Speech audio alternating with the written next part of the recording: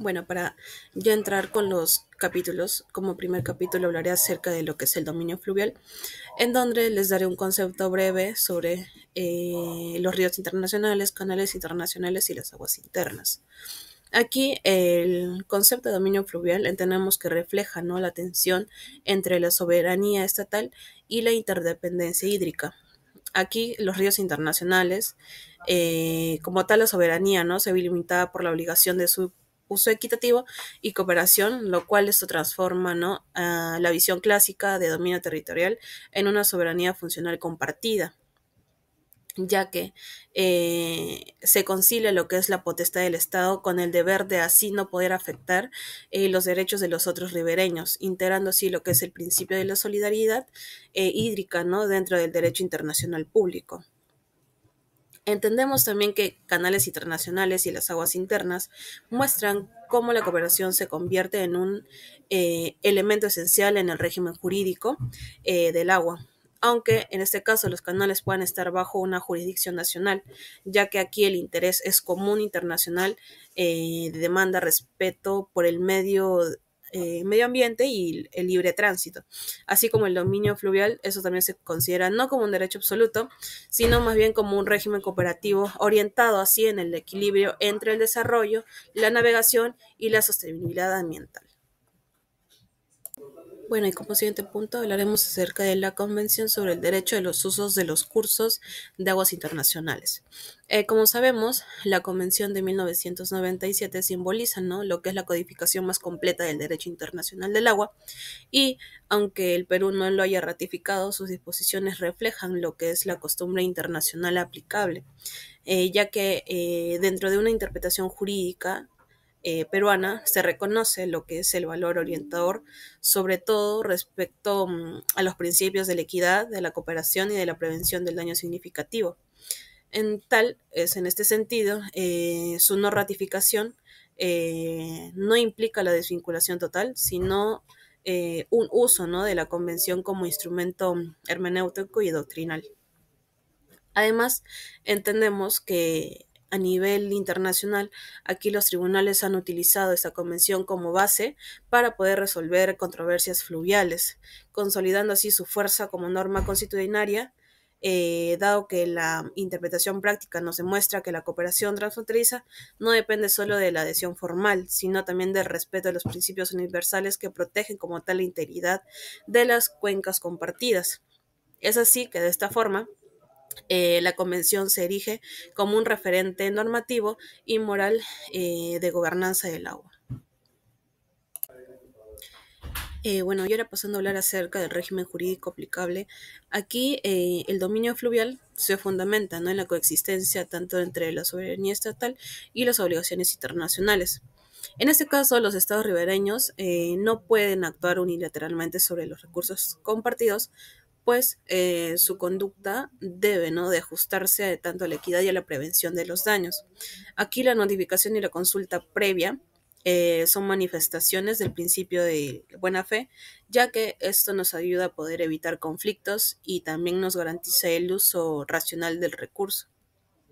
Es entonces, ¿no?, que este régimen impone una soberanía condicionada al respeto de la comunidad internacional. Aquí las normas de la convención, ¿no?, y la costumbre internacional sustituyen lo que es la visión absolutista por una noción de soberanía funcional, ya que aquí los estados no son titulares de derechos, pero también de deberes correlativos, los cuales limitan el ejercicio del poder sobre los recursos hídricos compartidos. Bueno, hablaremos acerca de los criterios de delimitación tanto de los ríos fronterizos y de los transfronterizos.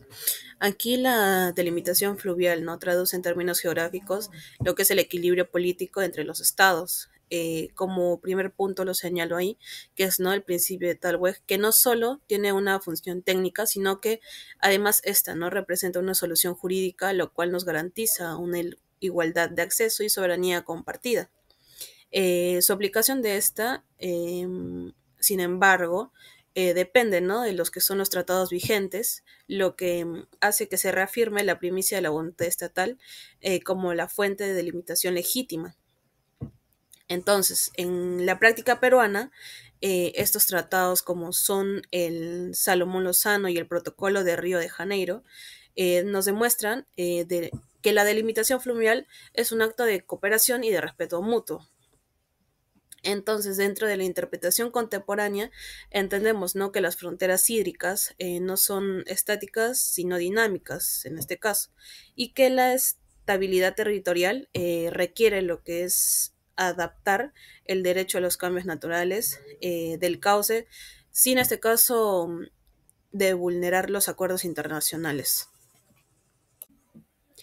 Eh, Hablaré acerca del principio de libre navegación y su aplicación a los ríos internacionales.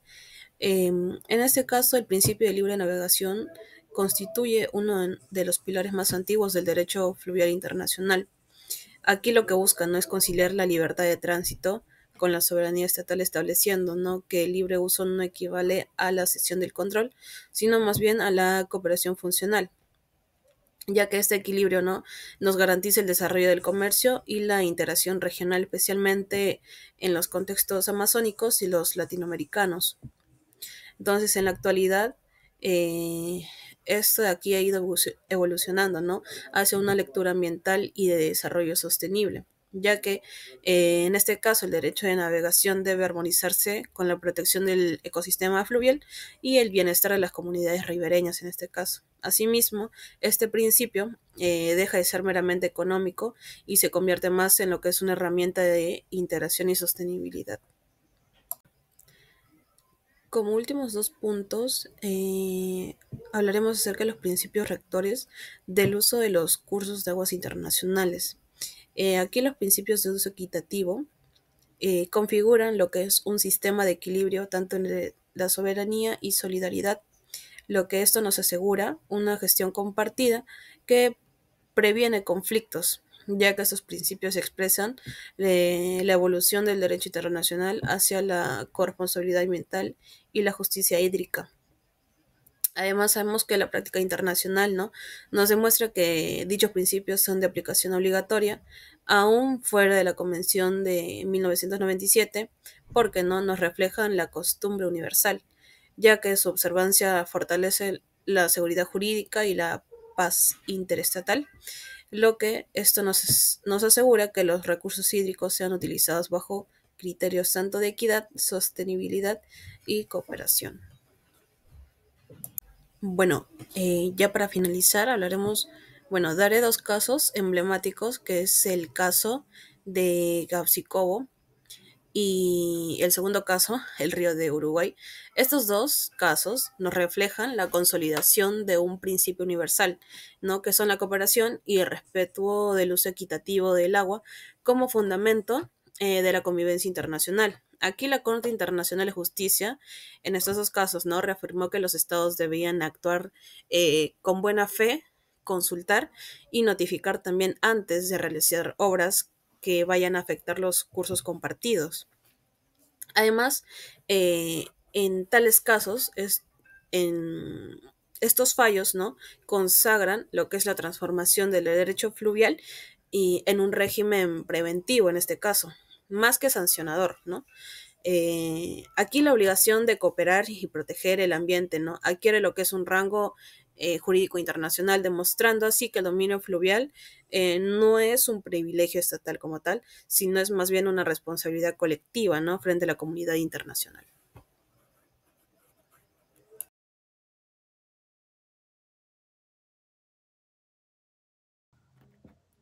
Buen día con todos, mi nombre es Alessandra Galvez. Continuando con la exposición, vamos a hablar sobre el mar territorial. Bien, el estudio del mar territorial se remonta al siglo XVII con el jurista Hugo Grocio, quien argumentó en su obra Mar Liberum, que Libertad de Mares, que el mar no podía tener una apropiación como la tierra por su naturaleza libre y cambiante, por lo que debían mantenerse abiertos para la navegación y el comercio internacional. Tiempo después, otro jurista, también neerlandés, Cornelius van Winkershoek, sostuvo que una postura distinta, afirmando que el mar adyacente a la costa de una nación debía estar bajo la soberanía de esa nación, de ese estado, siempre que éste pudiese ejercer un control efectivo sobre él, sobre el mar. Es así que propuso lo que es la regla del disparo del cañón, la cual sostenía que la soberanía marítima se extendía hasta donde alcanzaba el disparo de un cañón, la cual era 3 millas marina. Este principio fue aceptado por el derecho internacional por los distintos estados durante varios siglos, hasta el siglo XX, en el cual hubo un mayor incremento de lo que eran las actividades marítimas y hubo una mayor necesidad, pues, de darle un mayor entendimiento a lo que iba a ser el mar territorial y proteger los recursos pesqueros de este, así como tener un mayor control efectivo, ¿no? Lo cual motivó a los estados ribereños a ampliar la extensión de su mar territorial. Es así que se presenta lo que es la Convención de las Naciones Unidas sobre el Derecho del Mar, la CONVEMAR, en el año 1982, estableciendo como un estándar internacional que el mar territorial podía extenderse hasta las 12 millas marinas contadas desde la línea de base. Bueno, eso sí que podemos entender que el mar territorial se define como la zona marítima adyacente a las costas de un estado sobre la cual éste ejerce plena soberanía de manera similar a la que ejerce sobre su territorio terrestre y su espacio aéreo. Esta soberanía se extiende al lecho, al subsuelo y al espacio aéreo del mar conforme a lo establecido en los artículos 2 y 3 de la Convención de las Naciones Unidas sobre el Derecho del Mar, la CONVEMAR.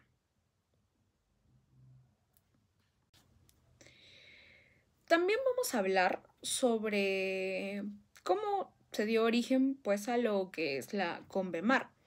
Bien, aquí cabe a entrar como fundamento lo que es el nuevo derecho del mar y la declaración del presidente Harry S. Truman. Bien, el nuevo derecho del mar, como lo podamos entender en la actualidad, surge con la Convención de Montego Bay de 1982, lo que es conocida como la CONVEMAR. Este tratado internacional marcó un hito en la regulación de los espacios marítimos, sustituyendo al antiguo sistema que era consuetudinario, ciertamente, y estableció así normas uniformes para todos los estados en materias sobre el mar territorial, la zona económica exclusiva, la plataforma continental y la protección del ambiente marino. Los antecedentes de este nuevo derecho del mar se remontan a lo que fue la declaración del presidente estadounidense Harry S. Truman. Él emitió un discurso en el año 1945 en el cual proclamó que los Estados Unidos ejercían soberanía y control sobre los recursos naturales del subsuelo y del lecho marino de la plataforma continental, incluso más allá del territorio tradicional. Es así que esta proclamación generó un gran impacto a nivel internacional, lo cual inspiró a varios estados a que pudieran entender y ampliar su jurisdicción marítima y así tener un mayor interés o una mayor normativa frente a lo que eran sus recursos marítimos sobre la explotación extranjera. Bien, ahora también vamos a tocar sobre lo que es la soberanía del Estado ribereño sobre el mar territorial. Esto significa que el Estado ejerce sobre esa zona o franja marítima la misma autoridad que ejerce sobre su territorio terrestre. Esto incluye el poder de dictar leyes, hacerlas cumplir y resolver controversias judiciales sobre esta materia. Asimismo, el Estado controla el lecho, el subsuelo y el espacio aéreo y puede aprovechar los recursos naturales que se encuentren dentro de su espacio marítimo. Sin embargo, esta soberanía tiene ciertas consideraciones dentro del derecho internacional propiamente, pues el artículo 17 y 19 de la Convención de Naciones Unidas sobre el Derecho del Mar permite el derecho de paso inocente, en el cual es que ciertos barcos o buques puedan transitar por el espacio marítimo de otro estado, y siempre que su paso sea pacífico y no perjudique la seguridad, el orden o la paz del estado costero. Y ciertamente existieron controversias en la delimitación de este mar territorial. Esto ha sido una de las cuestiones muy complejas dentro del derecho internacional público, porque se presentaban siempre conflictos, sobre todo en estados costeros adyacentes o frente a frente, que a veces se encontraban enfrentados por esta misma razón, ¿no? Estos desacuerdos suelen deberse a la configuración geográfica del litoral, la existencia de islas, la proyección costera o la presencia de recursos naturales de mayor estrategia, como bancos pesqueros o reserva de hidrocarburos.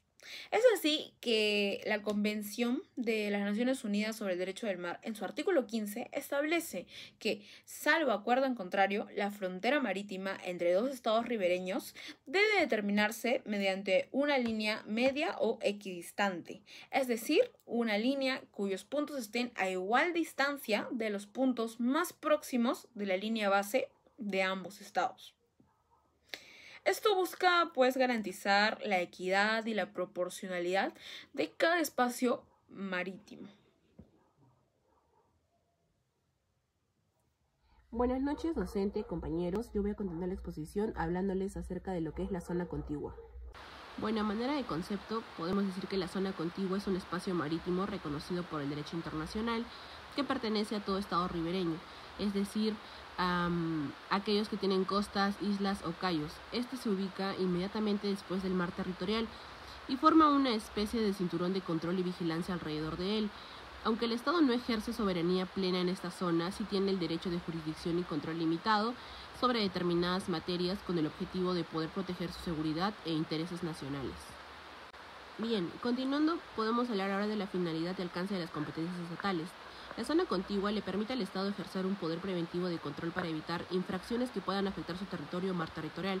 Entre sus principales finalidades y competencias se encuentran la seguridad, que el Estado puede intervenir ante actividades que amenacen su seguridad o su soberanía.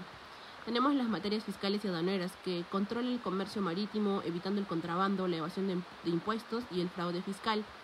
Tenemos la protección ambiental, que puede actuar para prevenir daños al ecosistema marino y proteger al medio ambiente.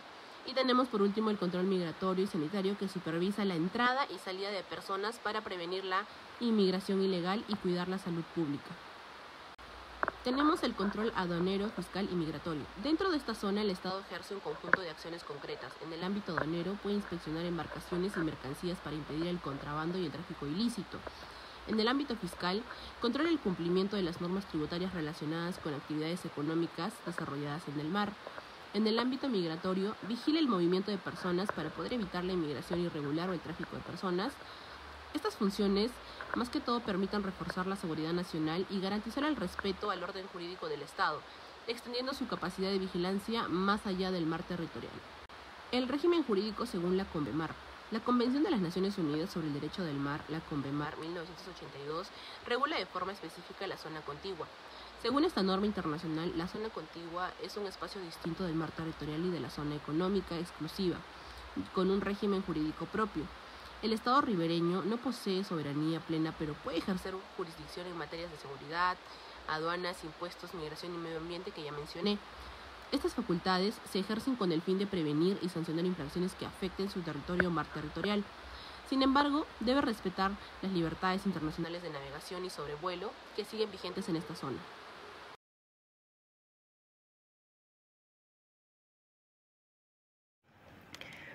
Bueno, mi nombre es Jimena Quille Guillén y en esta ocasión les voy a hablar acerca de la plataforma continental. La plataforma continental es la prolongación natural del territorio terrestre de un estado bajo el mar. ¿Qué comprende? Comprende el lecho y subsuelo del mar, es decir, no el agua ni los recursos vivos que se mueven en el agua, sino sobre los cuales el Estado ribereño ejerce derecho soberano exclusivo para la exploración y explotación de los recursos naturales, ya sea como petróleo, gas, minerales, con fin económico que hoy en día conocemos. Además, también se hace mención a que si el margen continental se extiende más allá de las 200 millas contadas desde las líneas de base, el Estado ribereño podrá fijar el borde exterior de su plataforma siempre y cuando no exceda de 350 millas contadas desde las líneas de base o de 100 millas contadas. Ahora bien, hablemos acerca de los derechos de los estados ribereños. Los estados ribereños ejercen derecho de soberanía a los efectos de exploración y explotación de sus recursos naturales.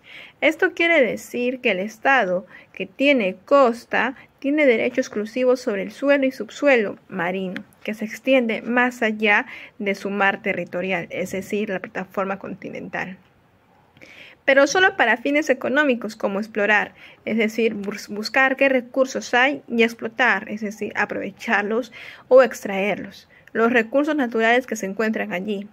Asimismo, también se indica que los derechos que poseen estos estados son exclusivos, a medida en el que si un estado ribereño no explora estos sitios, nadie podrá emprender estas actividades sin expreso consentimiento de dicho estado. En términos sencillos, se comprende que aunque el Estado no haga nada en la zona, ningún otro país, empresa o persona podrá realizar actividades allí sin su permiso. Ahora hablemos acerca de la delimitación entre estados adyacentes. ¿Qué quiere decir eso? Es cuando dos países tienen costas cercanas o enfrentadas y éstas deben ponerse de acuerdo sobre hasta dónde llega la plataforma continental de cada uno, buscando siempre así una solución equitativa, es decir, justa para ambas partes. En cambio, si los estados no logran llegar a un acuerdo negociado, pueden acudir a los mecanismos de solución de controversias de la parte 15 de la CONVEMAR, como es la negociación o la mediación. Y mientras se resuelve el límite definitivo, aquí los países estados ribereños pueden acordar medidas temporales, ya sea como zonas de pesca compartida o exploración conjunta para poder así evitar conflictos. Un caso conocido y mediático ha sido el caso de nuestro país, Perú, con Chile, que delimitaron su frontera marítima mediante un acuerdo aprobado por la Corte Internacional de Justicia en el año 2014. Que trazó una línea equitativa a partir del paralelo fronterizo. En tal sentido, aquí la Corte Internacional de Justicia reconoció a Chile solamente las 80 primeras millas del paralelo y a Perú le otorgó la zona más allá de las 80 millas. Ahora bien, hablemos acerca de la Comisión de Límites de la Plataforma Continental. Es un órgano institucional e internacional creado por la propia convención, compuesta por 21 miembros profesionales de la geología, geofísica y otros campos relacionados, que son elegidos por los estados que forman parte de esta comisión. Asimismo, cabe resaltar que la ONU divide al mundo en 5 grandes regiones geográficas para poder así asegurar la representación equilibrada dentro de esta comisión de límites. Asimismo, la comisión no está denominada por países de una sola región, sino que incluye científicos y expertos de todas otras partes del mundo para poder así mantener la imparcialidad y el equilibrio geográfico, debido a que se elegirían por lo menos 3 miembros de cada región geográfica para poder ser representadas en esta comisión y que ninguna región así pueda quedar afuera. Ahora, esta comisión tiene funciones. Una de las funciones más importantes es examinar la información presentada por los estados ribereños sobre los límites exteriores de su plataforma continental cuando ésta se exceda más allá de las 200 millas. En este caso, la comisión podrá emitir recomendaciones conforme al artículo 7.6 de la CONVEMAR. Asimismo, también puede brindar asesoramiento científico y técnico al estado ribereño que lo solicite durante la preparación de datos. Ahora bien, tengamos en cuenta el caso práctico que nos habla sobre la extensión de la plataforma continental en el caso de Argentina. En este caso, el país Argentina ya consiguió la aprobación de la Comisión en el año 2016 para poder extender su plataforma continental hasta unas 350 millas marinas en algunas zonas del Atlántico Sur, demostrando que el fondo marino es continuación de su territorio continental. Ahora, actualmente Argentina tiene derechos sobre los recursos del subsuelo, como el petróleo y los minerales, en esa extensión, aunque no sobre las aguas ni el espacio aéreo por encima, que sí es bien cierto, esto pertenece a alta mar.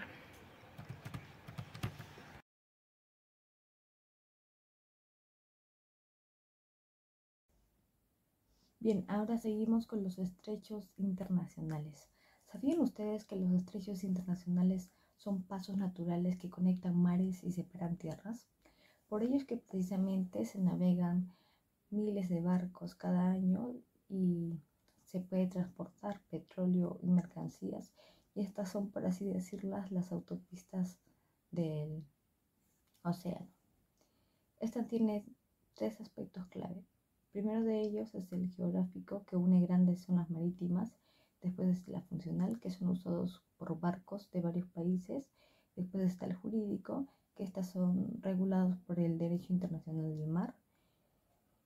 Y también, según la Convención de Mares en el año 1982, nos dice que hay dos formas de paso: el paso inocente y el paso en tránsito.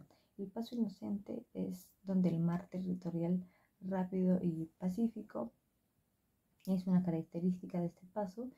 En cambio, en el paso en tránsito, este estrecho internacional el paso es más libre en navegar, pero eso sí, en ambos pasos no se permite el uso de armas y tampoco que contaminen, solamente tiene que ser un tránsito y esto lo hace seguro y continuo. Los países aquí pueden establecer reglas ambientales, pero no cerrar el paso. Un ejemplo de esto podría ser el estrecho de Gibraltar, que une el Mediterráneo y el Atlántico. También el estrecho de Malaca, que es uno de los más grandes transitados del mundo. Y el canal de Panamá, aunque es artificial, tiene un régimen especial de libre tránsito. Doctor, buenas noches. Mi nombre es Gabriela Alejandra Gabriela Pérez y hoy me toca hablar sobre conflictos y desafíos actuales. Bien, vayamos a hablar sobre lo que son las disputas, los conflictos que vivimos hoy en día. Un pequeño fragmento le quiero compartir, viene a ser el conflicto que se ha dado últimamente entre la disputa entre Colombia y Perú, ¿no? Esto se debe porque antiguamente existía un lago que de este punto del lago tenía puntos unidos entre países de Brasil, de Colombia y Perú, pero con el tiempo ese río se fue deformando hasta ya no solamente parecer uno, sino parecer como dos. Entonces, en ese entonces, Colombia decía que ese territorio era exclusivamente de Colombia, pero se sabe que ese río, el río Amazónico, era en realidad río de Perú. Entonces, aquí, bueno, vamos a ver cómo es el conflicto entre dos países por un territorio de mar. Bueno, en este caso sería un lago. Bien. Entonces, hablando de las disputas, que viene a ser el conflicto entre dos naciones, la disputa viene a ser sobre el límite que hay ya sea un río, sea un mar o sea un lago, ¿no? Pero que por esto, viene a ser, ¿no?, que son importantes. ¿Por qué? Porque de esto se afectaría también el control que va a ejercer sobre un territorio y también un país que va a ejercer ¿no?, control sobre los recursos económicos que proporciona este territorio de agua, ¿no? Entonces, estas disputas se resuelven, se pueden resolver a través de nuestra normativa jurídica, en este caso serían las leyes internacionales, ¿no? Este sería nuestro medio para poder ejercer una solución ante un conflicto surgido. ¿Y qué es lo que busca? Pues en esto busca lo que es acuerdos internacionales y la colaboración de los países involucrados. Dentro tenemos la delimitación marítima y la delimitación fluvial. Cuando hablamos de marítima, estamos hablando de lo que es básicamente el mar. Pero aquí, ¿quién nos va a ayudar? ¿Quién nos va a proporcionar ¿no?, con temas marítimos? Viene a ser la CONVEMAR. Entonces, ¿qué entendemos por convemar? Convemar se comprende como el límite marítimo de un país, ¿no? Y en este caso sería un territorio de mar, ¿no? Que sería un control casi total. La zona económica, inclusive, que viene a ser el control de los recursos, y la plataforma continental, que viene a ser el lecho marino, ¿no? Así que cada país sabe sus derechos y obligaciones en el mar. En el caso de delimitación fluvial, ¿no?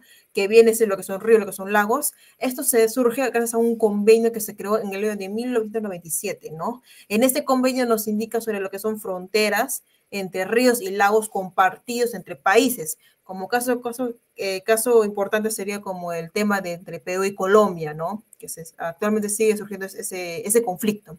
Pero acá también nos van a definir quién es el que va a ejercer control sobre ese río, sobre ese lago, ¿no? Y qué parte ejerce control y cómo pueden usar esos recursos que proporciona esos lagos, ¿no? Pero que sea de manera justa, de manera equitativa. Bueno, tenemos lo que es el marco normativo marítimo y el marco normativo fluvial. Bien, para empezar tenemos que entender quién es el que se encarga de ver este tema. Ese tema se encarga de ver, la Convemar. Pero ¿qué es Convemar? Convemar se comprende al límite que tiene sobre mar, el límite que tiene sobre los ríos o los lagos, ¿no? Que nos indica qué límite puede usar dicho país sobre este fragmento de agua, ¿no? Vamos a decirlo así, ¿no? Y aquí también nos indica que cada país usará acuerdos especiales, incluso usará al mismísimo convenio del 97, ¿para qué? Para poder decidir qué fronteras y cómo podemos compartir este río entre países para evitar los conflictos. Entonces, tenemos acá 3 puntos, que viene a ser la plataforma continental, la zona económica, ¿no? Y tenemos tenemos el mar territorial. Bien. Cuando hablamos de mar territorial, estamos hablando de la distancia máxima que posee un país sobre un mar, ¿no? Es decir, que el país, que gracias a esto, el país tendrá conocimiento qué distancia máxima puede ejercer este país, que puede reclamar este país, ¿no? Del territorio marítimo y considerarlo como suyo, ¿no? Como es el caso, por ejemplo, de Perú y Chile, cuando tuvieron ese pequeño conflicto, y la Haya le determinó hasta qué porcentaje de mar, o sea, qué de territorio de mar puede ejercer Perú y qué ejercicios de territorio marítimo puede ejercer el mismo Chile. Ahora tenemos la plataforma continental. Cuando hablamos de continental, nos estamos hablando de la distancia máxima que posee un país para poder reclamar o ejercer control sobre ese mar, ¿no? ¿Pero para qué? Para que de ese mar también ejerce control sobre los recursos que proporciona dicho mar, que en este caso sería la zona económica exclusiva, o como también extender su territorio en el lecho marino, que sería la plataforma continental. Y tenemos finalmente la zona económica exclusiva, conocida como C. Y acá es donde nos dice el límite que puede controlar o ejercer control sobre esos recursos que nos proporcionan, ¿no? Que son recursos marinos. Bien, luego tenemos lo que es causa de precedentes en las disputas, ¿no? Es acá donde nos indica lo que resurge, ¿no? Lo que nos proporciona esos recursos naturales que nos brindan, ¿no? Pero también por una falta de claridad histórica y que por ello también se resuelve gracias a las leyes internacionales. Entonces tenemos lo que son recursos naturales, tratados antiguos, cambios fluviales, interpretación legal. Cuando hablamos de recursos naturales, son esos recursos que la misma naturaleza nos proporciona para nosotros y lo que ese recurso es lo que nos da la naturaleza, nosotros lo consumimos y lo convertimos en economía. Un ejemplo sería el petróleo, sería el gas, ¿no? Pero ¿qué sucede? Esto es una disputa, porque digamos que por ejemplo, ¿no? Digamos que Rusia genera petróleo y el también genera petróleo, o digamos que Rusia genera petróleo, entonces, ¿no? Entonces, ambos países comienzan a pelear porque dicen, no, sabes que ese petróleo nació en mi territorio, y dice, no, ese petróleo nació en mi territorio, en Rusia. Entonces, es como que ambos pelean por este recurso. Otro serían los tratados antiguos, ¿no? Que vienen a ser las fronteras viejas, ¿no? Pero que se dan como mal definidas. Luego tenemos los códigos fluviales, que básicamente son los ríos, ¿no? Que cuando los ríos, la formación de los ríos cambian, entonces afectaría las fronteras, como tenemos el caso de Perú con Colombia. Luego tenemos la interpretación legal, Cuando hablamos de interpretación legal, estamos hablando de la interpretación jurídica, es decir, la interpretación de normas, ¿no? Pero ¿qué es lo que busca esta norma? Busca aplicar la equidad y busca aplicar la justicia entre países, ¿no? Pero obviamente cada nación entiende de manera diferente y aplica de forma distinta. Por último, bueno, tenemos el compromiso de la cooperación internacional, que sigue la vía judicial pacífica, acatamiento de sentencias y respeto de tratados. Cuando hablamos de vía judicial pacífica, más que nada estamos hablando sobre la Corte Internacional, o mejor dicho, como el SIG.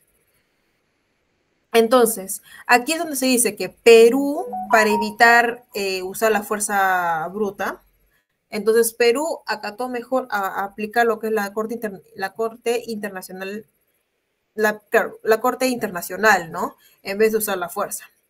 Cuando hablamos de acatamiento de sentencias, significa que se acató o se cumplió al fallo del SIG en el año del 2014, ¿no? Y se cumple según lo que indica la ONU. Y cuando hablamos de respeto de tratados, estamos hablando de que la CONVEMAR, que es la ley nacional, y otros parte del Tratado del Derecho Nacional, que viene a ser el artículo 55 de la Constitución. Eso sería todo por mi parte. Muchas gracias.